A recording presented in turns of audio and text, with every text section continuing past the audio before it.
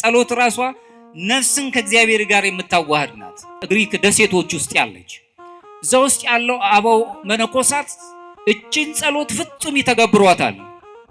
ፍጹም የሆነች ከሰዎች ጋር ተገናኙ፣ ስራዎች ላይ ዋሉ፣ በትምህርት ላይም ሆኑ በመንፈሳዊ አገልግሎቱም ውስጥ ሆኖ አሁን እዚህ እንደኔም ቆሙ እንደናንተም ተቀመጡ ይችን ጸሎት ሁሉ ጊዜ ይጸልዩታል። እነሱ የክርስቶስ ጸሎት ይሏታል። ኪሪየ ለይሶ እግዚኦ መሐረነ ክርስቶስ፣ አቤቱ ማረን ይቅር በለን። በውስጣቸው ይጸልዩታል። ቆመውም ሄደውም ተኝተውም ይጸልዩታል። ሙሉ በሙሉ አብዝቶ በመጸለይ ብቻ ሳይሆን እነሱ ያንን ጸሎት ራሱ ዲሰርን አድርገው በውስጣቸው ውስጥ ይዘው ከእግዚአብሔር ጋር ይገናኙባታል። ፍጹም የሆነ ጸሎት እየሰራችሁ የምትጸልዩት ምንም የማታወቅ ሁልጊዜ ግን ራሳችሁን ተጠያቂ የምታደርግ ወደ ይቅርታ የምታቀርባችሁ ሱታፊ አምላክ እንድታገኙ የምትጋብዛችሁ። ቤታችን ሰላም ሲሆን ሀገረ ሰላም ትሆናለች። ሰዎችን የማዳን አቅም ይኖረናል። ሰዎችን የመፈወስ አቅም ይኖረናል። በመስቀል ላይ የተሰቀለው አምላክ በደም ታጥቦ እኛን ሁላችንም በይቅርታ ከጎበኘን እጁን ዘርግቶ አቀፈን። በመስቀል ላይ ሆኖ መስቀሉ ምስጢርን ገለጸልን። ግርጌው ላይ ብንመለከት በመስቀሉ ግርጌው ላይ የተቸነከረው ችንካሩ እምነታችንን መሰረታችንን ገለጸልን። ይህ ደግሞ በእምነታችን የምናገኘው በጥምቀታችን የምናገኘው ሕይወት ነው። በኋላም ጉልበቱ የገፉት የጣሉት የሳቡት ጉልበቱ ላይ ደግሞ ያለው ግፍ መከራ ደግሞ ምንን ያሳቀርባ ምስጥረ ቁርባን ምስጥረ ቀንዲል ምስጥረ ሜሮንን ይገልጽልናል። በዚህ ማህተም አገኘን። የተወጋው ጎኑ ቁርባኑን ገለጸልን። ስጋውን ደሙን ተካፋዮች ያደረገን። በቀኝ እጁ የተጎዳው ደግሞ ንስሐችንን አበሰረን። በግራ እጁ የተጎዳው ደግሞ ራሱን የቻለ በሚስማር የተጎዳው ወይ ደግሞ የደማልን አምላክ ደግሞ ብንታመም ቁስለ ነፍስና ቁስለ ስጋ ቢገጥመን ቀንዲልን ሰጠን። ሁለቱ ምስጢራት ደግሞ በአክሊለ ሦኩ ላይ ተገኙልን። ምስጢረ ክህነትን የምንለው እንዲሁም ደግሞ ምስጢረ ተክሊል የምንለው በአክሊሉ ላይ ተገኘ። ልብ በሉ ክርስቲያኖች፣ ኦርቶዶክሳውያን፣ ጋብቻውን የምናየው አክሊሉ ላይ ነው፣ ሦኩ ላይ ነው። አክሊለ ሦኩ ላይ ነው የምናየው። ክህነቱን የምናየው አክሊለ ሦኩ ላይ ነው የምናየው። ክርስቲያኖች አገልግሎቱ እንዲሁ ዝም ብሎ ተራ ነገር አይደለም። መከራ ያለበት መስዋዕትነት ያለበት ነው። ጋብቻ ፍቅር ብቻ አይደለም ያለበት፣ ትልቅ ከባድ የሆኑ ነገሮች አለ። መስዋዕትነት ይጠይቃል። ለሌሎች መስዋዕት የሌሎችን ሰዎች ድምጽ መስማትን ይፈልጋል። የሁለት ሰዎች መጣመር አለበት። በክህነት ውስጥ ያሉት አባቶች ልዩ የሆነ አገልግሎት አላቸው። አክሊለ ሦኩ ላይ ነው፣ ልዕልና ያለበት ነው። ስለዚህ ኦርቶዶክሳውያን በሚስጥራዊ ሕይወት ውስጥ በሚስጥራዊ ቤተክርስቲያን ውስጥ እንድንካፈል ክርስቶስ በመስቀል ላይ ሆኖ ማንነታችን ገለጸ። ሰዎች ብቻቸውን ሊሆኑ ሰው ያስፈልገዋል። የሰው ድምጽ ያስፈልገዋል። ብዙ ሰዎች የሚበሉት የሚጠጡት ነገር ብቻ ሳይሆን የሰው ድምጽ ርቧቸው ይኖራሉ። ጆሮ የሚሰጣቸው የለም። ለምን? ያሉበት አቅም እኛ ከምንሰማው አቅም ጋር ስለማይመጣጠንልን። በዚሁ እንግዲህ ኦርቶዶክሳዊ መንፈሳዊ ሕይወት ውስጥ ማዕከል የምናደርገው የሰው ልጆች ድነት የሚባለውን በምድር የተገለጸውን ራሱ ፍቅር ያለበት ድነት ወይም ደግሞ የነገረ ድነት ትምህርት ውስጥ የሚገለጽ ማዕከልን እናያለን። ፍቅር ራሱ የቻለ ጥበብን፣ ማስተዋልን ወይም ደግሞ ረቂቅ የሆነውን ሐሳብን የሚገልጽልን ነው። ምድር ላይ ከሚነገሩት የፍቅር አይነቶች ይለያል። በዚሁ እንኳን ብንመለከት ሊቃውንት ሲናገሩ ፍቅር ማለት በልቦና ላይ የተተከለ የመውደድ ኃይል ነው ይሉናል። ይህንን ማየት የምንችልበት ነው። ክርስቶስ እንዲሁ ከዓለም ወደ ዓለም የመጣበትን ስንመለከት የክርስቶስን ስራ የምናየው ከፍልስፍናዊው አንጻር አይደለም፣ ወይም የሥነ ምግባርን ነገሮች ለመፈጸም አይደለም። ክርስቶስ ወደኛ የመጣው በዚህች ይልቁንም ወደ ምድር የመጣበት ታላቁ ነገር የሰው ልጆችን ማንነት ለመጠገን ነው። ምክንያቱም ሰውነት በአዳም ፈርሶ ነበር። በዳግማዊው አዳም በክርስቶስ ደግሞ ህዳሴን አግኝቷል። ስለዚህ ወደ ሱዳፊ አምላክ የእግዚአብሔር ልጅነትን የነበረው ደብዝዞ የነበረው ማንነታችን እንደገና የተመለሰበትን ነገር የምናይበት ስለሆነ ፍቅር ትልቁን ቦታ ነው የሚይዘው። ለዚህም ነው እንግዲህ ሐዋርያው ቅዱስ ዮሐንስ ላይ ስንመለከት በመልእክቱ አንደኛ መልእክቱ ላይ ምዕራፍ 4 ከቁጥር 8 ላይ ራሱ እግዚአብሔር ፍቅር ነው የሚለው። እንግዲህ ፍቅር የሚባለው ነገር ጽንሰ ሐሳባዊ ሳይሆን አማናዊ ነው ማለት ነው። እግዚአብሔር ራሱ ፍቅር ነው። ፍቅር ስለ እውነትም የሚገለጽ እንደሆነ እናያለን። ስለዚህ በእውነተኛው ፍቅር ውስጥ የሚኖር ሁሉ በእግዚአብሔር ዘላለማዊ ፍቅር ውስጥ ወይም በእቅፉ ውስጥ ይኖራል። በእውነተኛው የፍቅር ቋንቋ ውስጥ የሚኖር ሰው አሁን ዓለም በሚነግረን አይነት መጠን ሳይሆን ፍጹም የሆነ ራስን አሳልፎ በመስጠት ያለ ፍቅር ውስጥ የምንኖር ከሆነ እግዚአብሔር ዘላለም በሚሰጠን ፍቅር ውስጥ እንድንኖር እድሉን እናገኛለን። በኦርቶዶክሳዊ መንፈሳዊ ሕይወት ውስጥ ፍቅር ስሜታዊ አይደለም። በስሜት የሚነገር ወይም በስሜት የምናስበው ነገር አይደለም። መስዋዕትነት የሚጠይቅ ልዩ የሆነ በህብረት ውስጥ ያለ ፈውስ የሚያለበት የሚጠግን የነፍስ ቁስልን ሊያደርቅ የሚችል ትልቅ ኃይል አለው። ምህረት መለኮታዊ ፍቅርም አለው።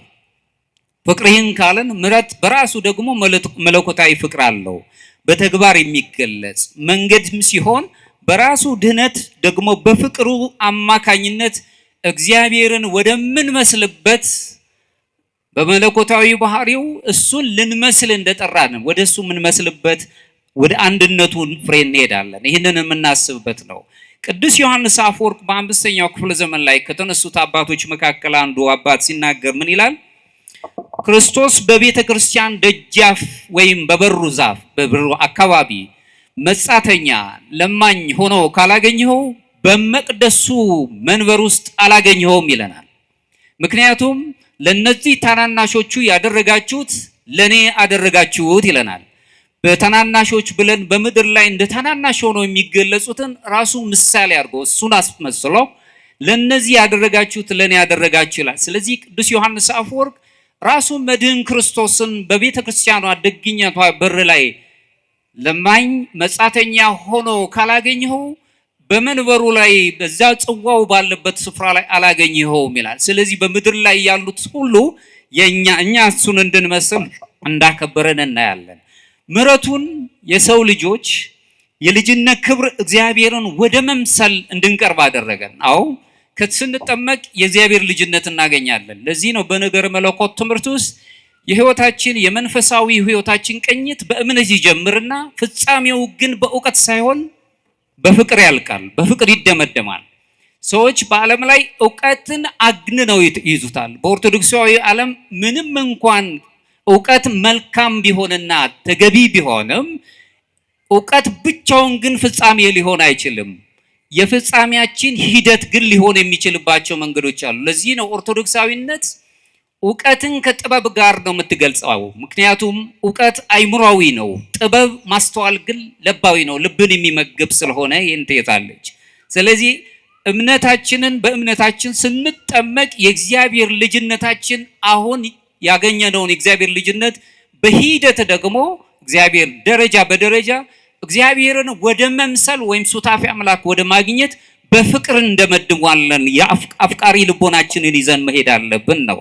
ለዚህም ነው እንግዲህ አሁንም ቅዱስ ባስልዮስ የተባለው የቤተክርስቲያን አባት ሲናገር መልካም ለማድረግ እንደመዘጋጀት ያለ እግዚአብሔርን ለመምሰል የሚቀርብ ምንም ነገር የለም ነው የሚለው።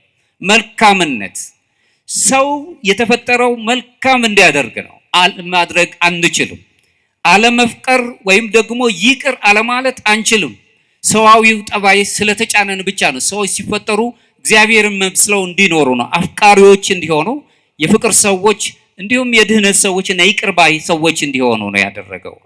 ፍቅር፣ ምሕረት እና ድህነት በኦርቶዶክሳዊ መንፈሳዊነት ሕይወት ውስጥ ሁላችንም እንግዲህ በዚሁ ምሕረት በሚባለው ታላቅ ቃል ቅዱስ ባስልዮስ ከሚያስረዳን አንዱ ታላቁ ነገር የእግዚአብሔር ልጅነት ካገኘን በኋላ አሁን የሚጠብቀን እግዚአብሔርን መምሰል ነው። ሱታፊ አምላክ ማለት ነው። ወደዚያ ውስጥ የምንሄድበት ነው። ክርስቲያን ንጹሕ በሆነ ርኅራኄ ይቅርባይነትና በትህትና መስዋዕትነት መኖር ሲጀምር እግዚአብሔርን ወደ መምሰል እያደገ ይመጣል። ቀስ በቀስ እግዚአብሔርን የምንመስልበት ታላቁን ነገር እናገኛለን። እንደውም እኛ የምስጢራት ተካፋዮች ነን። በምስጢር ውስጥ የምንኖር የቤተ ክርስቲያን ምስጢራት ተካፋይ ሰዎች ነን። በተለይ ኦርቶዶክሳውያን በዚህ ውስጥ ስንመለከት ምን ጊዜም እምነታችንን የምንጀምረው ወይም ደግሞ ህይወታችን የሚጀምረው በማመን ነው። ከዛም በኋላ መጨረሻችን ግን የሚሆነው ብዙ ሂደቶች ሄደን በፍቅር እንደመድማለን፣ የፍቅር ሰዎች እንሆናለን እሱን አምላካችን ስለምመስል። ለዚህም ነው እንግዲህ ክርስቶስ ራሱ ከሚያሰቃዩት ከድሆች ጦም አዳሪዎች ወገኖቻችን፣ ከታሰሩትና ከታረዙት ሰዎች፣ ከገፏቸው ምንም ነገር ከሌላቸው ከሚባሉት ሰዎች መካከል ወንጌሉን ስንመለከት በዘመነ ስጋዊው ያሳልፍ የነበረባቸው ማህበረሰቡ በጣም የናቃቸው ምንም ነገር የላቸውም የሚባሉ ታናሽ ብለው ስርዓት በራሱ ታናሽና ታላቅ አድርጎ የቀረጻቸው እነዚህ አይነት ሰዎች ጋር መካከል እንደነበረ ይህ የሚያሳየን ምንድነው? የመጣው አምላካችን የወደቁትን ሊያነሳ እንደሆነ፣ ያዘኑትን ሊያጽናና እንደሆነ መመልከት እንችላለን። በዚህ ምክንያት ውስጥ ኦርቶዶክሳዊ መንፈሳዊነት አምላካችን ኢየሱስ ክርስቶስን መስለን በፍቅርን ምሕረትን ይዘንና የድህነት ሰዎችን ይዘን አይደል በምድር ላይ ሳለን እነዚህ ሶስቱ ሳይነጣጠሉ በአንድነት ይዘናቸው የምንይዛቸው ነገሮች አሉ። እነዚህን ሶስቱ ነገሮች ለማስገንዘብ ነው የምፈልገው። ሶስቱን ነገር እግዚአብሔርን በፍቅርና በምሕረት የሚገለጽ ታላቅ ምንጭ ስለሆነ እሱን ማየት እንጀምራለን። ምሕረት በመለኮታዊ ፍቅር ውስጥ እንዴት ይገለጻል? እሱን ለማየት እንሞክራለን። ሌላው ድህነት በፍቅር አማካኝነት ከእግዚአብሔር መለኮታዊ ባህሪ ጋር ተሳታፊዎች እንዴት እንደምንሆን ሶስቱ ነጥቦች ለማየት እንሞክራለን። እንደ እግዚአብሔር ፈቃድ እግዚአብሔር ይግለጽልን። የመጀመሪያው እግዚአብሔር የፍቅርና የምሕረት ምንጭ ነው። ሰዎች አይደል ከሰው አይደለም ከፍጥረታት አይደል የተማርነው፣ ከአምላካችን ነው ፍቅርን የተማርነው። ዝም ብሎ ወደደን እኛ ሳንወደው፣ ዝም ብሎ ይቅር አለን የይቅርታ ሰዎች ሳንሆን እሱን የምናይበት ነው። መላው የሰው ልጆች የድህነት ታሪክን ስንመለከት የሚጀምረው የእግዚአብሔር መሐሪን ፍቅርን መማር እንዳለብን የሚያስገነዝብ ነው። ለዚህም ነው መዝሙረኛው ዳዊት በመዝሙር 145 ከቁጥር 8 ላይ እግዚአብሔር ርኅሩህና መሐሪ ነው፣ ከቁጣው የራቀ ምሕረቱም ብዙ ነው ይለናል። ይህም ብዙ ጊዜ ደጋግመነዋል። ከልብ ግን እንደ ኦርቶዶክሳዊ መንፈሳዊነት ማየት አለበት። ይቅር ባይ የሆነ አምላክ ያለው ሰው ልቡ ይቅር ማለት አለበት። እግዚአብሔር ከቁጣው የዘገየ ምሕረትን የሚሰጥ ምንም እንኳን እኛ ለይቅርታው የሚሆን ነገር ማንሰራ ቢሆንም እንኳን ይቅር ብሎ የወደደንን እግዚአብሔር የወደደውን ማንም ሰው ከዚህ ፍቅር ማውጣት አይችልም። እኛም እሱን የምንመስለው አፍቃሪዎች መሐሪዎች ስንሆን ነው። እሱን ማየት የምንችል ስለሆነ ነው። በኦርቶዶክሳዊ ነገረ መለኮት ትምህርት ውስጥ የምናየው ለወደቀው ሰው የሰው ልጅ የተገለጠ መለኮታዊ ፍቅርን በደንብ እናያለን።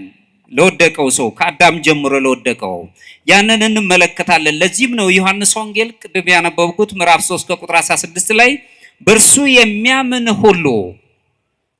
የሚያምን ሁሉ የዘላለም ሕይወት እንዲኖረው እንጂ እንዳይጠፋ እግዚአብሔር አንድያ ልጁን እስኪሰጥ ድረስ ይህንን ዓለም እንዲሁ ወዶታልና ብሎ ይነግረን። እንዲሁ ነው የወደደን፣ እንዲሁ አፈቀረን። ስለዚህ በዚህ ፍቅር ውስጥ እንድንኖርና የመጨረሻው እሱን እንድንመስል ይፈቅዳል። ለዚህም እንግዲህ ቅዱስ ዮሐንስ በዚሁ አትናቴዎስ ላይ ቅዱስ አትናቴዎስ ዘእስክንድርያው ሲናገር ሁልጊዜ የሚያነሳው ስለ እግዚአብሔር ፍቅርና ነገረ ድህነት ወይም ደግሞ የምሕረት ቋንቋን ሲናገር እኛ የሰው ልጆች አማልክት ዘበጸጋ እንባል ዘንድ እርሱ መድኃኒት ክርስቶስ ቃል ወልደ እግዚአብሔር ሰው ሆነ ነው የሚለው። እኛን ሆነ ነው። እኛ እሱን መስለን አማልክት ዘበጸጋ እንባል ዘንድ ይህንን የመሰለ ሳንወደው የወደደን አምላክ ፍቅርን የሰጠን አምላክ እሱ የድህነት ቋንቋችንን ወድቀን የነበርን ወደ እግዚአብሔር እሱን እንድንመስል ትልቅ ጥበብን ሰጠን። ያንን መለኮታዊ ባህሪ ተሳታፊ እንድንሆን አደረገን። ቅዱስ አትናቴዎስ የሚያነሳልን ይሄ ነው። ክርስቲያን ምሕረት ብሎ ሲያነሳ ሰብአዊነትን ሲመለከት ሁሉን ያለ ጎጥ የሚመለከት ነው።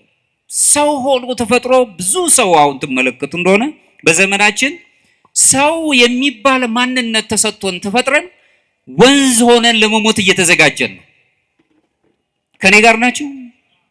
ሰውነት የሚባል ታላቅ ሱታፊ አምላክ ማግኘት የሚችል ልዕልና ያለው በአብ ቀኝ ተቀመጠ ብሎ አምላካችን ኢየሱስ ክርስቶስ እኛን ለብሶ አክብሮን በአዳም ምክንያት ብንዋደድ እሱ ዳግማዊ አዳም ክርስቶስ ከፍ አድርጎን በልዕልና ወደ ሰማይ ካወጣን በኋላ ማየት የምንችለው ሰማያዊውን ነገር ትተን ሰውነታችን ጎድፎ አሁን ጎጥ ሆነናል።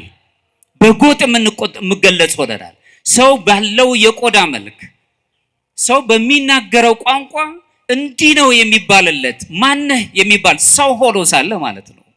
ስለዚህ ሰውነታችን በጣም ምጡቅ መሆኑን መረዳት የምንችለው ሱታፊ አምላክ የምናገኝበትን አምላካችን ኢየሱስ ክርስቶስ እኛ አማልክት ዘበጸጋ እንባል ዘንድ እሱ ሰው ሆነ ይላል። ሰው የሆነው የኛን ክብር መልሶ ሰውነታችንን ለማክበር ነው። በመስቀል ሆኖ ደመግቡ ያልነበርነውን እኛን እሱ በደም ታጥቦ ደመግቡ ሆኖ ሰውነታችንን መለሰ። እግዚአብሔር የፍቅርና የምሕረት ምንጭ ነው። ከኔ ጋር ናቸው? እሺ። ሁለተኛው ምሕረት የፍቅር ተግባራዊ መገለጫ ነው። የሚያፈቅር ሰው በይቅርታ የሚኖር ነው። ስለወደደን ይቅር አለን፣ እኛ ስለፈለግነው አይደለም። ኦርቶዶክሳዊ መንፈሳዊነት ውስጥ የምንማረው ታላቁ ነገር ፍቅር በምሕረት ስራዎች አማካኝነት የሚገለጽ ተግባራዊነት ነው። በአፍ በቃል የሚነገር ብቻ አይደለም። አምላካችን ኢየሱስ ክርስቶስ ሲነግረንም በቃል ብቻ ያለውን እንዲሁ ወደድን ብለን እንድንናገረው ብቻ ሳይሆን ብራብ አብልታችሁኛል፣ ብጠማ አጠጥታችሁኛል ነው። ለተራቡት ሰዎች መቼ ነው እንደ ተራቡት ሰዎች ሆነ መት ያበላን ይሉታል ደጋጎቹ። ደጋግ ያልሆኑት ግን መቼ አየንህ ይህንን ያንደው መች ጠየቅነህ ይሉታል። ለነዚህ ታናናሾቹ ያደረጋችሁት ለኔ ያደረጋችሁ ይላል። አሁንም በአራተኛው ክፍለ ዘመን የነበረው ቅዱስ አምብሮስ ዘሜላን የተባለው ታላቅ አባት ሲናገር ምን ይላል? አንተ ለድሃው ለጦም አዳሪው ስትሰጠው የራሱን ታስረክበዋለህ ይለናል። ምክንያቱም ይቺ ዓለም የተፈጠረችው በጋራ እንድንኖርበት ለሁላችንም፣ ለሀብታሞች ብቻ አይደለም ለጦም አዳሪዎችም ጭምር። ምክንያቱም የነሱን ተካፍለ ወስደሃልና ነው የሚለው። የቤተ ክርስቲያናችን የኦርቶዶክስ መንገድ የተባለውን የጻፈ ታላቅ አባት ሜትሮፖሊታን ካልስቶስ ወሬ የሚባለው ታላቅ አባት ሲናገር ምን ይላል? የክርስትና ጉልላት ከፍታው ትልቁም ነገር ይሄ ነው አለ። ምንድነው? የጋራ ጥቅም የሆነውን ነገር መሻት ይላል። ክርስትና በጋራ መኖር ነው። የብቸኝነት የቁሳዊ ኑሮ ህይወት አይደለም። ለኔ ብቻ ይብላኝ፣ ለኔ ብቻ ይድላኝ፣ እኔና ራሴ እኔ ብቻ ብለን የምንወስደው አይደለም። ክርስትና በጋራ የምንኖረው ነው። እናንተ በኔ እኔ በእናንተ፣ ካህናቱ በእናንተ፣ ምዕመናን በካህናት ውስጥ መጽሔት መስታወት ሆነን ነው የምንኖረው። በዚህ ውስጥ እስካለን በህብረት ልንኖርባት ነው ዓለም የተሰጠችን። ከአድሎ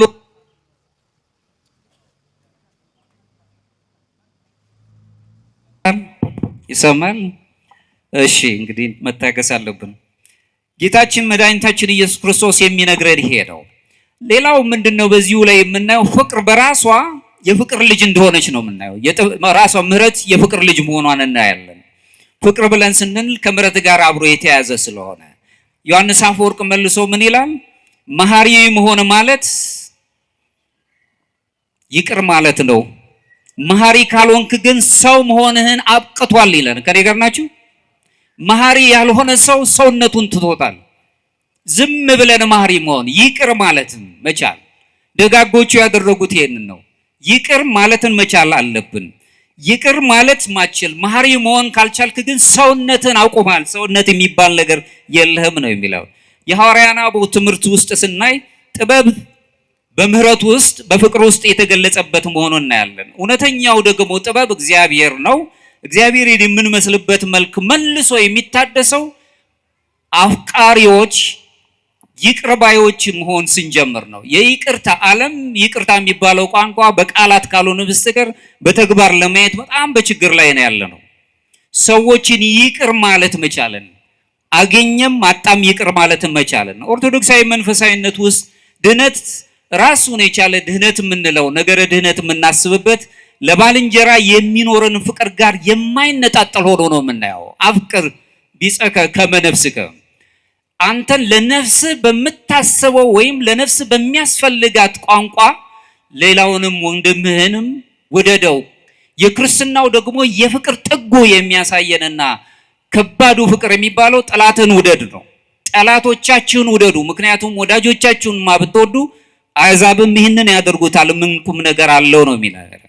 በአንደኛ ዮሐንስ ምዕራፍ 4 ከቁጥር 20 ላይ የሚነገረን ማንም እግዚአብሔርን እወዳለሁ እያለ ወንድሙን ቢጠላ ሐሰተኛ ነው፣ ያየውን ወንድሙን የማይወድ ያላየውን እግዚአብሔር ሊወድ እንዴት ይችላል ብሎ ይጠይቀናል። የሚወድ ሰው እግዚአብሔርን ማየት ይችላል። አፍቃሪ ልቡ ሩህሩህ የሆነ ሰው እየተበደለም እየከፋውም ቢሆን ይቅር ማለት የሚችል ሰው እግዚአብሔርን ለማየት ልቡ ቅርብ ነው። እግዚአብሔር በተለያየ መልኩ ይነጋገረዋል፣ እሱን እናያለን። ስለዚህ ምሕረት የሌለበት ጸሎት ከንቱ ባዶ መሆኑን ከዚህ እንረዳለን። ራሱ ርህራሄ የሌለበት ጾም ደግሞ በራሱ አሁን ወደፊት የምናየው ጾም ብለን ወይም ተአቅቦ የምንለው ነገር ግብዝነት ሆኖ እንረዳለን። ፍቅር የሌለበት ነገረ መለኮት ትምህርት በራሱ ሕይወት አልባ ነው። ነገረ መለኮት ምሁር ቢባልም እንኳን ራሱ ፍቅር የሌለበት በምሕረት የማይገለጽ ከሆነ ግን ዝም ብሎ ሕይወት አልባ ሆኖ እንረዳለን። ምሕረት የእውነተኛ እምነት ዋና ሕያው ማስረጃ ሆነ ነው የምትታየው፣ በምሕረት ውስጥ መኖር። ይህን የተማርነው ደግሞ ከአምላካችን ከኢየሱስ ክርስቶስ ነው። ሶስተኛው ክርስቶስ የምሕረት ፍጹም ፍጻሜ ምሳሌ ሆኖ ነው የሚቀርበው። እንግዲህ እዚህ ላይ የምናየው አንደኛ ሕመምተኞችን ሲፈውስ እናያለን። ኃጢአተኞችን ይቅር ሲል እናያለን። በጣም በሚደንቅ ሁኔታ ሰዎች ፈራጆች ሆነው ይህች ሴት በሙሴ ሕግ መሰረት መወገር አለባት ብለው ሲሉ ከናንተ መካከል ማን ነው ኃጢአት የሌለበት? ኃጢአቶቻቸውን እየተናበቡ ወደሚሸሸጉበት ሲገቡ የተፈረደባት ወይም ደግሞ ምክንያት ያደረጓትን ሴት ከሳሾችሽ ወዴት አሉ ተብላ ስትጠየቅ እሷ ግን ፈራጅ አልነበረችም። ለሚፈርዱባት ፈራጅ የት እንደሄዱ አላውቅም፣ ዳግመኛ አትበድይ ነው የተባለችው። ክርስትና የበደሉን ብሉ እንድንበድል አይደለም የሚነግረን፣ ይቅር ማለትን መቻል ማለት ነው። ሁሉንም ነገር በይቅርታ ማለፍም አምላካችን እግዚአብሔርን ለመምሰል ለምጻሞችን ሲያድን እናያለን። ልባቸው የተሰበረባቸውን ሲያጽናናቸው እናያለን። መመገብ ያልቻሉትን ምግብ ሲሰጣቸው፣ እንዲሁም ደግሞ የተገለሉትን ከማህበረሰቡ የተገለሉትን ሰዎች ሁሉ ከሐዋርያቱ መካከልም እንኳን ብንመል ቀራጭ ናቸው ሲባሉት የነበሩትን እነሱን ሲያቅፍ እንመለከታለን። ስለዚህ የመድኃኒታችን ኢየሱስ ክርስቶስ መሐሪነት ፍቅር እንዲሁም ዝም ብለን የምናየው ሳይሆን አንደኛ ሁላችንንም በመንፈሳዊ ሕይወት እንድንነሳሳ ያደርገናል። በደግነት እንድንሄድ ያደርገናል። የማስታወስ መንፈሳዊ ሕሳቢያችንን ይቃኝልናል።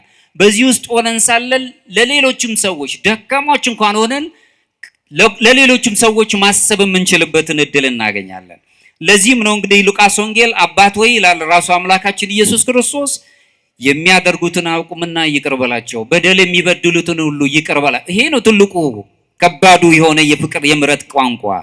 ለዚህም ነው አሁንም ቅዱስ ይስሐቅ የተባለው ሶርያዊው አባት ሲናገር ምን ይላል? መሐሪ ልብ ማለት ስለ ፍጥረት ሁሉ የሚቃጠል የሚራራ ልብ ማለት ነው የሚለን። ስለ ፍጥረታት ማለት ነው፣ ስለ ሰው ልጆች ብቻ አይደለም። አሁን ስለምንኖርበት አሁን የምናየው እንኳን የአየሩ ጠባይ ግድ ሊለን ይገባል። ኃላፊነት አለብን። በዚሁ ኦርቶዶክሳዊ ማንነት ስንመለከት ግንኙነታችን ሰውና ከሰው ወይም ከእግዚአብሔር ጋር ብቻ አይደለም፣ ከፍጥረታት ጋር ራሱ ልዩ ግንኙነት አለን። ለፍጥረታት ማዘን አለብን። ላሉት ነገር መልከቱ አብዛኛውን ጊዜ ለወገኖቻችን ለሕዝቦቻችን ማዘን ያቃተው ልብ ለፍጥረቱ ለራሱ ፍጥረት ማዘን የሚችልበት መንገድ የለውም። ስለዚህ እውነተኛ መንፈሳዊ ሕይወት ሰብአዊ ልብ ይኖረዋል። በዚህ በሰብአዊ ልብ ውስጥ ሁልጊዜ ስለ ሰዎች ክፉ እንኳን ቢሆኑ መልካም ነው የሚያስበው። በመልካምነት እርግጥ ነው ዓለም መልካም ስንሆን ከሞኝነት ቁጥር ስለሚሆን በሞኝነት ውስጥ እንዳለን ይረግጠናል። ይሁንም ግን እግዚአብሔር የነገረን መልካም የዋህ መሆንን ነው የሚነግረን። ያዕቆብ በመልእክቱ ላይ ምሕረት ለማድረግ ምሕረት የሌለበት ፍርድ ይሆናል፣ ምሕረትን ለማያደርግ ምሕረት የሌለበት ፍርድ ይሆናል፣ ምሕረት በፍርድ ላይ ይመካልና ይላል ምዕራፍ 2 ከቁጥር 13 ላይ። ምሕረት ምድራዊ ሕይወትን ከዘላለም ሕይወት ጋር መገኘት የሚችል ልዩ ኃይል አለው። ምሕረት ያለበት ልቡ የሚራራ ወይም ይቅር ማለት የሚችል ሰው በስነ ልቦና ጥናት ውስጥ እንኳን ብንመለከት ጤናማ ሕይወትን የመኖር እድል አለው። መንፈሳዊ ነገሩን ብቻ አይደል፣ ይቅር ማለትን እንችል ከሆነ ወደኋላ የምናያቸው ነገሮች አሉ ራሱን የቻለ። በዚህ ውስጥ መኖር የምንችልበት ከሆነ ታላቁ ባስልዮስ የተባለው የአሁንም የቤተ ክርስቲያን አባት በአገልግሎቱ ሲናገር ብዙ ጊዜ ለድሆች ለሕመምተኞች እና ቤት አልባ ለሆኑት ለጦም አዳሪዎች ይራራ እንደነበረ እንመለከታለን። ሕይወቱን የሚያየው እሱ ነው። በዚህ ውስጥ እሱ ሲናገር ምን ይላል? እውነተኛ የእምነት መገለጫው ፍቅርና ምሕረትን ይዞ መታየት ነው የሚለው። አማኝ መሆን እውነተኛ የእምነት ሰዎች ሆኖ መገኘት ማለት በእምነት በፍቅር እና በርህራሄ መኖር ማለት ነው። ስለዚህ በኦርቶዶክሳዊ ነገር መለኮት ትምህርት ውስጥ ምሕረት ራሱን የቻለ ነፍስን የማነጻ ኃይል አላት።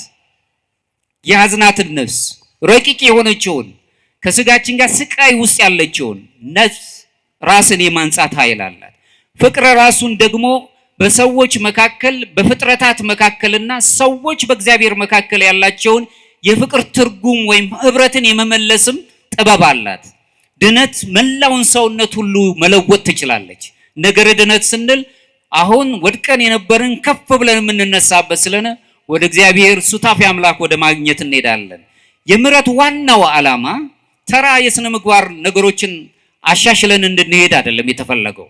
ዋናው ዓላማው ቴዎሲስ ያለው በግሪክኛው ቴዎሲስ ያለው በግዕዙ አማልክት ዘበጸጋ ብለን የምንጠራው ወይም ደግሞ ሱታፊ አምላክ አግኝተን የምንኖርበትን ጥበብ ማግኘት ነው። ምሕረት ለማህበረሰቡ ፈውስ ነው። ምሕረት ያለበት ማህበረሰብ በመካከሉ ፈውስ አለው። ጤናማ ሐሳቢዎች ይኖራሉ። ይሄ አሁን ያለንበት ዘመን በጣም ቁሳዊነት ያለበት፣ እኔነት የበዛበት፣ ከኛነት ይልቅ እኔነት ውስጥ ያለንበት በጣም ስግብግብ የሆነ በራስ ወዳድነት ውስጥ ተውጦ የሚኖር ጥላቻ በጣም የነገሰበት በኢፍትሃዊነት ውስጥ የተጠመደ ሰው ፍትሃዊ በማይሆንበት ነገር ውስጥ የምናይበት አንዱ ትልቅ አንዱ ትንሽ ሆኖ የሚታይበት በአመጽ በግፍ በሙስና በጥፋት በጉበኝነት በጎሳኝነት ያለበት ዘመን ላይ ነው የምንኖረው። በተለይም ደግሞ መንፈሳዊ የሚባለው ነገር የደከመበት ውስጥ ነው የምንኖረው። ስለዚህ ለዚህ ሁሉም መልስ ሊሆነው የሚችለው ፍቅር የሚባለው ምሕረት የሚባለውና ነገረ ድነትን መረዳት የምንችልበት ኦርቶዶክሳዊ መንፈሳዊነት ውስጥ መኖር ስንችል ነው። ምሕረት በራሱ ለማህበራዊ ኢፍትሃዊነት ለተመሰቃቀለው ዓለም ራሱን የቻለ መድኃኒት ነው፣ ጥገና ነው፣ ይጠግናል ራሱን የቻለ። ምክንያቱም የታመመ ዓለም ውስጥ ነው የምንኖረው። እኛ የዛው አካል ነን። በዚህ ውስጥ ስንኖር የሚያድን መድኃኒት ያስፈልገናል። መሐሪው አምላክ ምሕረት እንደሰጠን ለዓለማችን ደግሞ ክርስቲያኖች በተለይ ኦርቶዶክሳውያን መሐሪ ምሳሌዎች መድኃኒቶች ሆነን መገኘት አለብን። ሌሎችን ብቻ በማየት መሄድ የለብንም። ለዚህም ነው አሁንም ቅዱስ ዮሐንስ አፈወርቅ ሲናገር ቤተ ክርስቲያንን ይላል ራሱ የፍርድ ቤት አይደለችም። ቤተ ክርስቲያን ቤተ ሕሙማን የሚድኑባት የሚጽናኑባት ሆስፒታል ናት ነው የሚለው። ካህናቱም ደግሞ በዚሁ በሆስፒታል ውስጥ ቤተ ሕሙማን የሚድኑባት የሕክምና ቤት ውስጥ እነሱ ደግሞ አምላካቸውን ኢየሱስ ክርስቶስን እንደራስ የሆነው ሐኪሞች ናቸው ብሎ ነው የሚያስቀምጠው። ዓለም እንደዛን ሊያስተናግድ በማይችልበት ጊዜ እኛ ለዓለም ምሕረትን መስጠት የምንችል ቤተክርስቲያን መጽናናት የሚፈልጉት ሰዎች የሚጽናኑባት ፍጹም ሆነ የመድኃኒት ቤት ናት። ራሷን የቻለ የሕክምና ቤት ናት።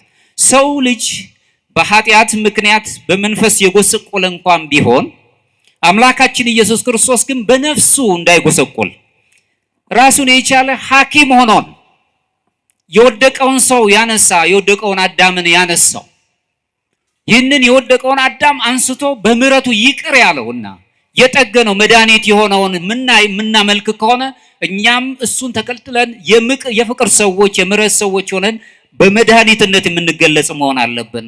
ምክንያቱም ሱታፊ አምላክ እናገኛለን እስካለን ድረስ። ለዚህ ነው በጣም የነገረ መለኮት ትምህርት ያልተረዳቸው በፍልስፍናው ዓለም ላይ የሌሉት ምናልባትም የሌላው እምነት ተከታይ የሆነው ማዘር ትሬዛ የሚባሉ እናት ምን ይላሉ? የወደቀን ሰው ሳይ የክርስቶስን ስቃይ እመለከታለሁ ይላሉ። ይህ ለወደቀው ሰው ሳይቀር አምላካችን ኢየሱስ ክርስቶስ በመስቀል ላይ አድሯል። ሩሩ የሆነው አምላክ ለኛ ላገኘነው ብቻ ሳይሆን ላጡትም ሰዎች ሁሉ ቤዛ ሆኗቸዋል።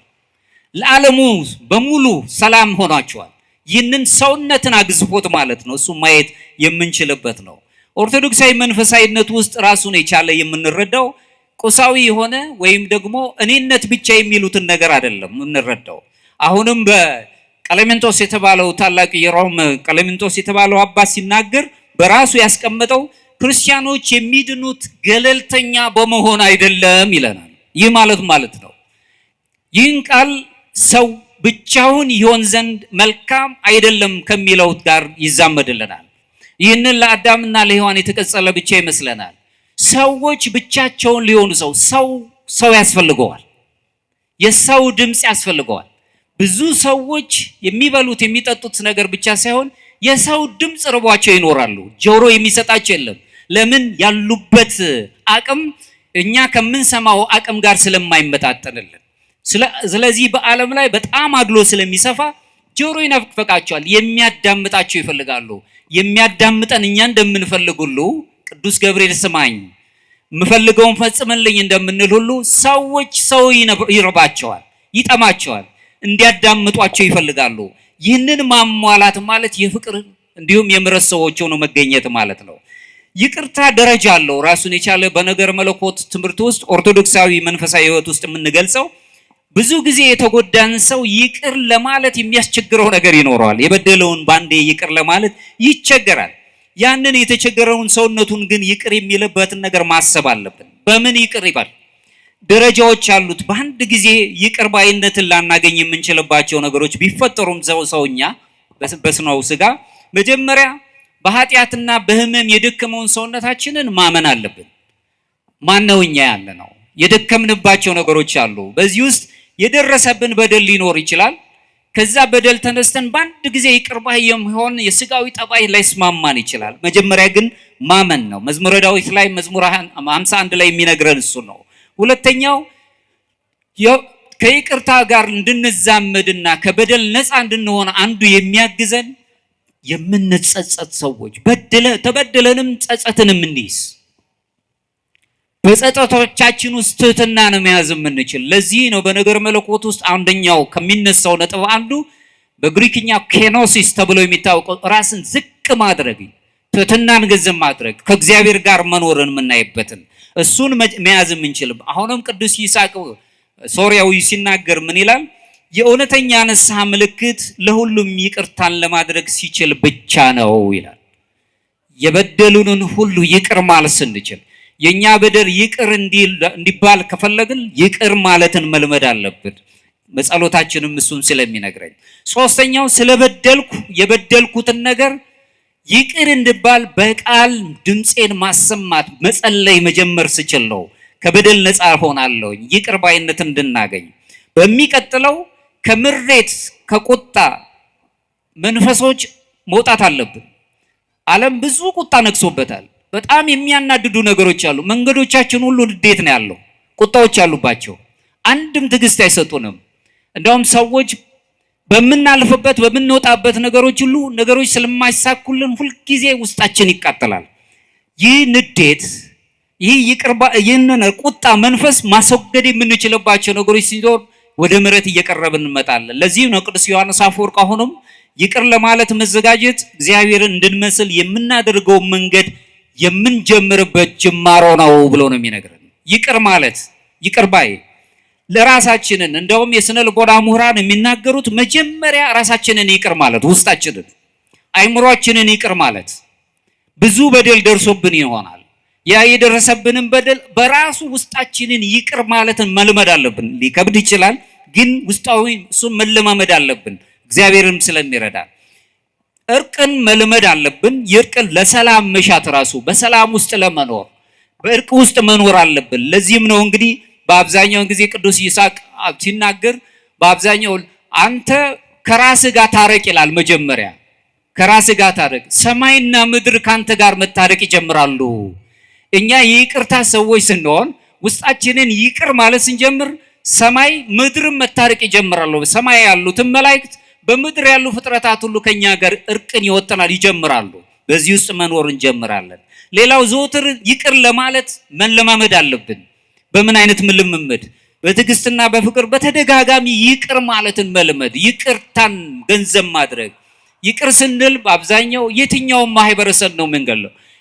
እየጎዳኝ እየገደለኝ ያለውን ነው ይቅር ብለው? አዎ ክርስቶስ የሚለው ጠላቶቻችሁ ውደዱ ነው የሚለው። እሱ ትልቁ ነው። እሱን ማለትን መልመድ አለብን።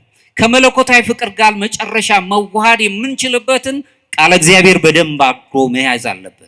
መክሲሞስ የተባለው አሁንም እንደዚሁ በ7ኛ ክፍለ ዘመን የተነሳ የቤተ ክርስቲያን ጸሐፊ ሲናገር ፍቅርና ይቅርታ ነፍስን ከእግዚአብሔር ጋር እንደሚያዋህዷት ያስተምሩናል ይላል። በፍቅር በይቅርታ ከእግዚአብሔር ጋር መዋሃድ የምንችልበት አማልክት ዘበጸጋ እንድንባል የሚያደርግንን ጸጋዎች እናገኛለን። በዚህ በሚቀጥለው አንቀጽ ላይ የማየው ለክርስቶስ ሕይወት የሚሆኑ ተግባራዊ ትምህርቶች አሉ። ክርስቲያናውያን ወደ እግዚአብሔር የምናድግ መንፈሳዊውን ሕይወታችንን የምንይዝበት ሱታፊ አምላክ አግኝተን የምንኖርበትን ጥበብ አንደኛው ከቃል ያለፈ ፍቅር ሊኖረን ይገባል። ብዙ ሰዎች በቃላት ብዙ ፍቅር አላቸው፣ በተግባር ግን ሸሽተውታል። ከኔ ጋር ናችሁ? ከቃላት ያለፈ ፍቅር ሊኖረን ይገባል። ሲወደን በቃልና በተግባር ነው የወደደን። እስከ ሞት ድረስ የሚያደርስ ፍቅር ነው የወደደን።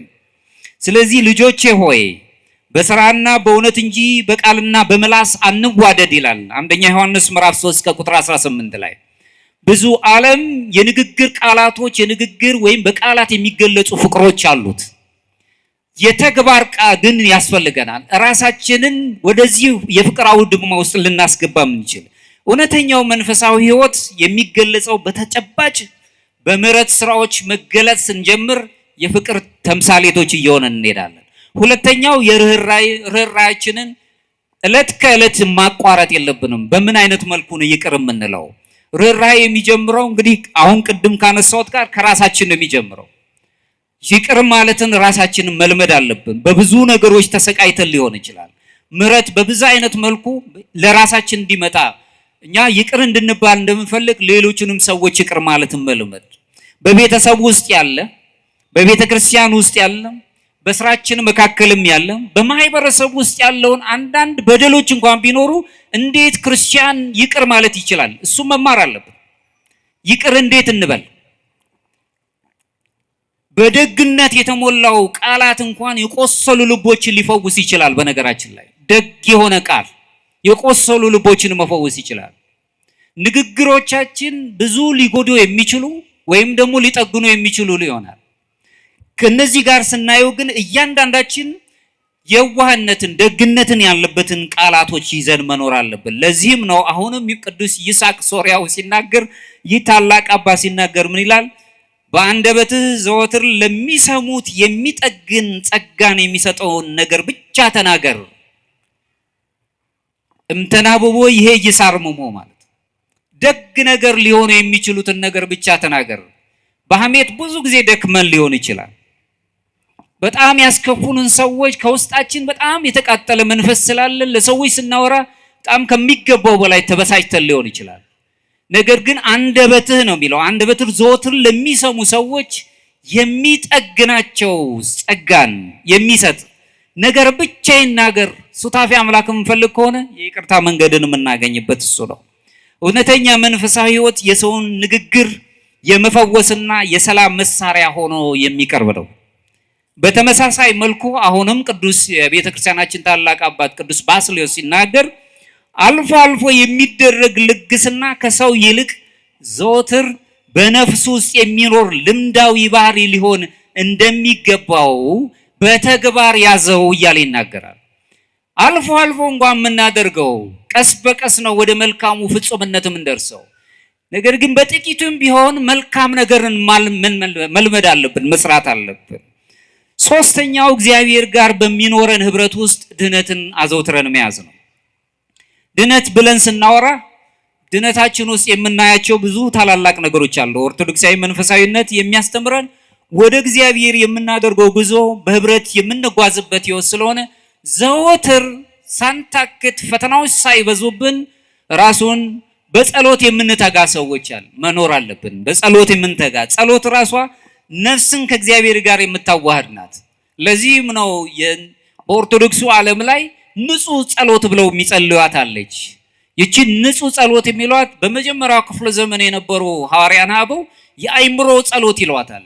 ምንም ቃላት ሳያወጡ ዝም ብሎ እያዳመጡ መጸለይ፣ እግዚአብሔር እንዲያየን መፍቀድ፣ እሱ እንዲያየን ከፈቀድን እሱ እንዲያዳምጠን እሱን እንድናየው መፍቀድን መቻል፣ ቃላቶች ሳይወጡ ወይም ደግሞ በዚህ ፈጥሞ ደሴት የምትባል ማንታውሶስ የምትባል አለች። በዚህ በግሪክ አይላንድ በግሪክ ደሴቶች ውስጥ ያለች እዛ ውስጥ ያለው አበው መነኮሳት እችን ጸሎት ፍጹም ይተገብሯታል።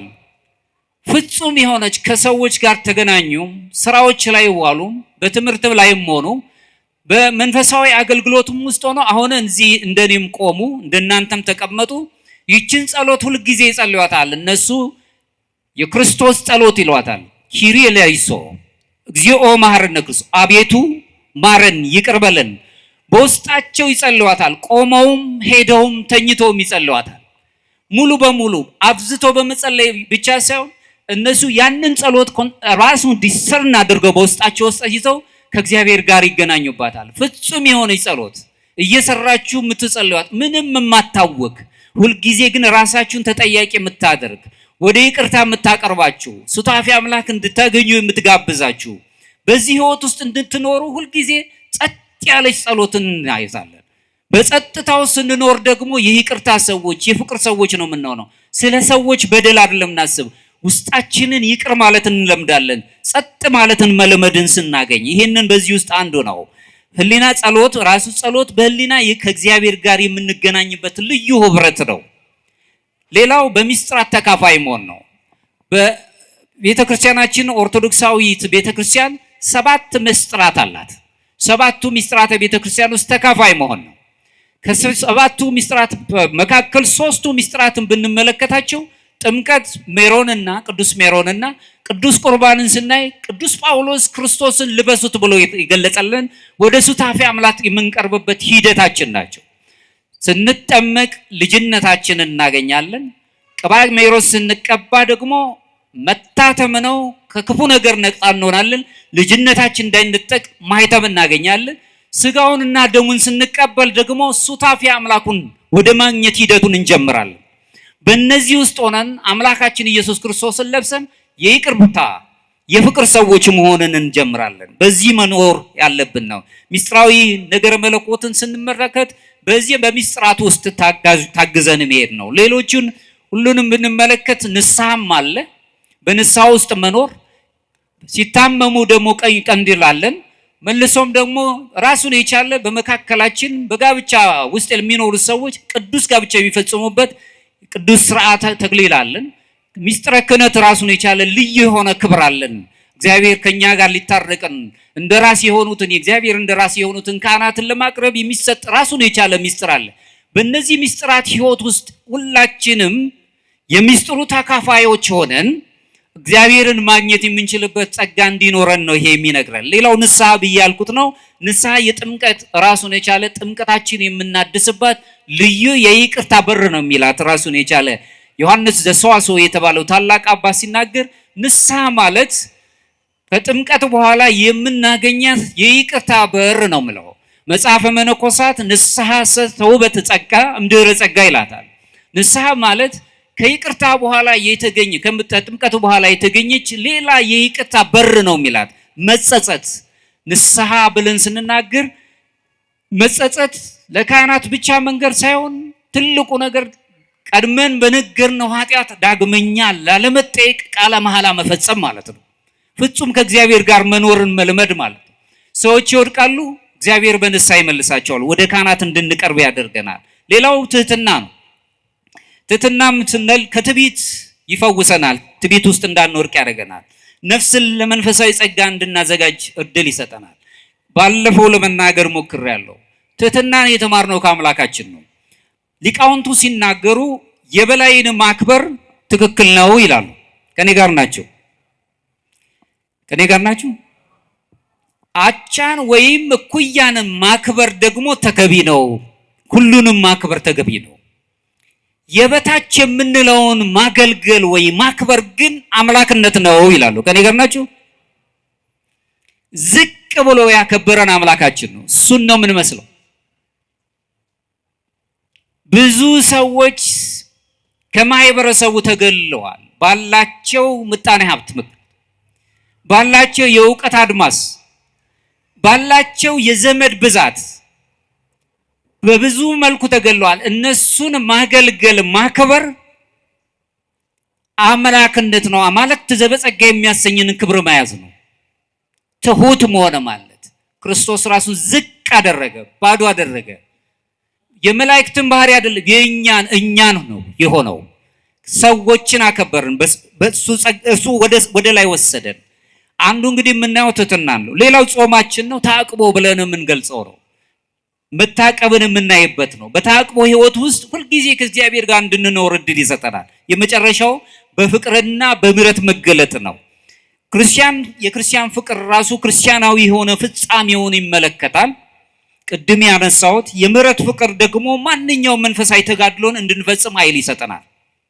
ለዚህ ነው ቅዱስ ሶራፊም የሚባለው ታላቅ አባት ሲናገር የሰላምን መንፈስ ገንዘብ አድርግ ወይም ማግኝ ፈልግ፣ በአንተ ዙሪያ ያሉትን በሺዎች የሚቆጠሩትን ታድናለህና ይላል። ከኔ ጋር ናቸው።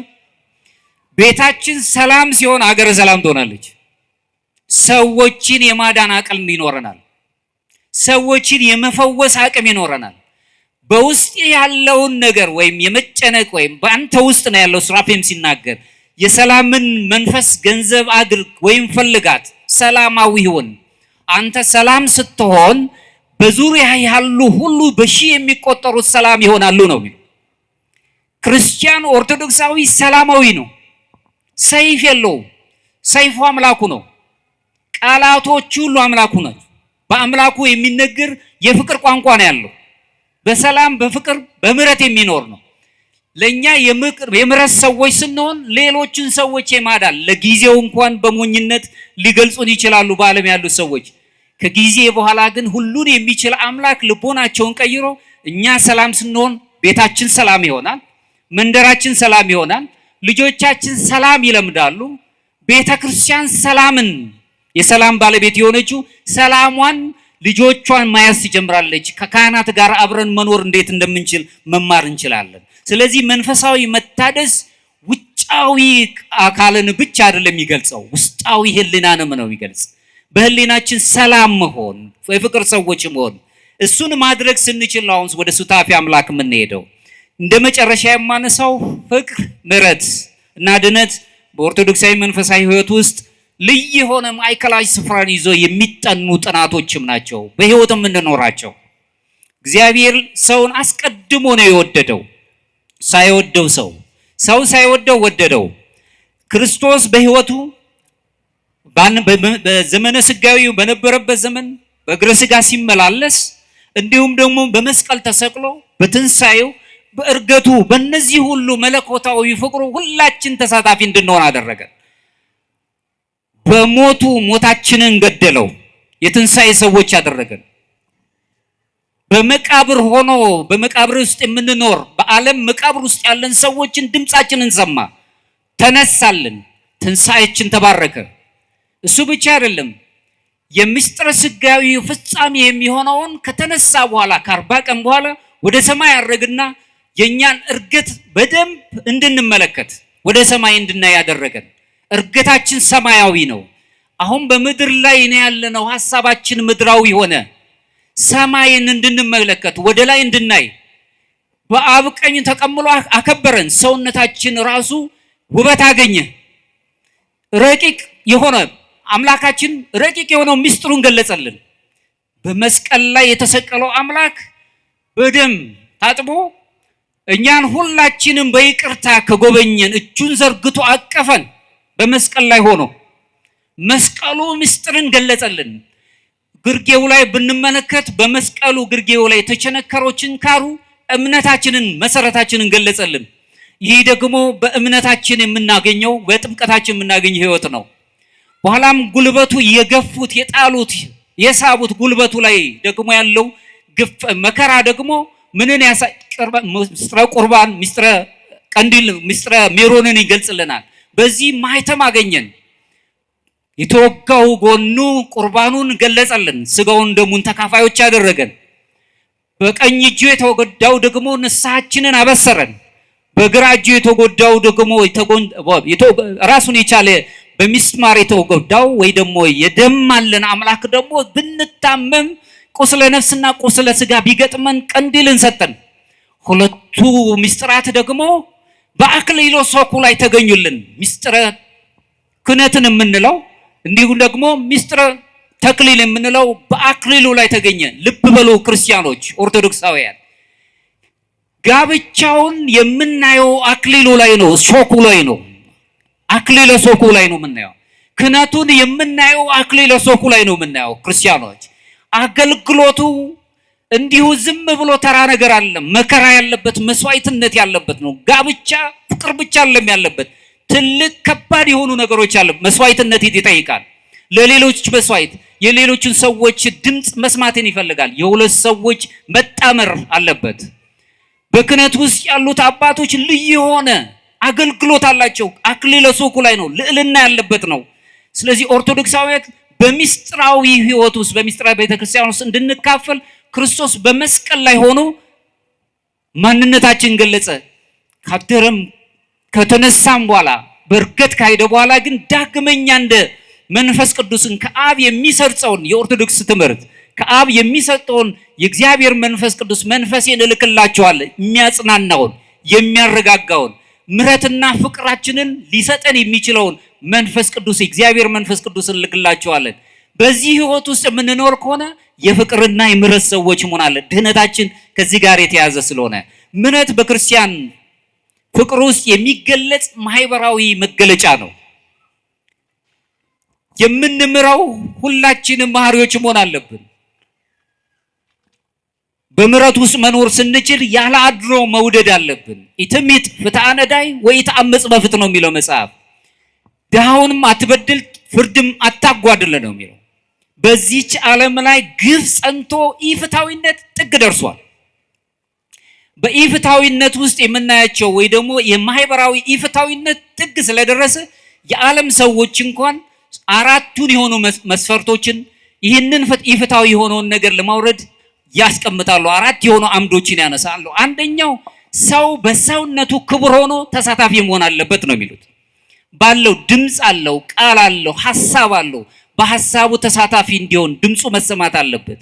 ሁለተኛው የሰው ልጅ የሚፈልገውን ነገር ማግኘት የሚችልበት በምድር ላይ የተሰጠውን ነገር ያለ ገደብ ሊያገኝ ይገባል ነው ከኃጢአት በቀር።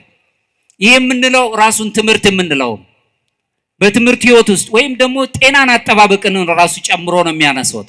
ሶስተኛው ግን እኩልነት ሳይሆን የተመጣጠነ አኗኗር፣ እኩልነትን ሳይሆን የተመጣጠነ አኗኗር መኖር አለበት። አንዱ ትንሽ አንዱ ትልቅ ሲሆን ግን እርስ በርሱ የሚባላ ማህበረሰብ እየፈጠር ነው የምናየው። የመጨረሻው ግን ሰብአዊ መብቶች ናቸው።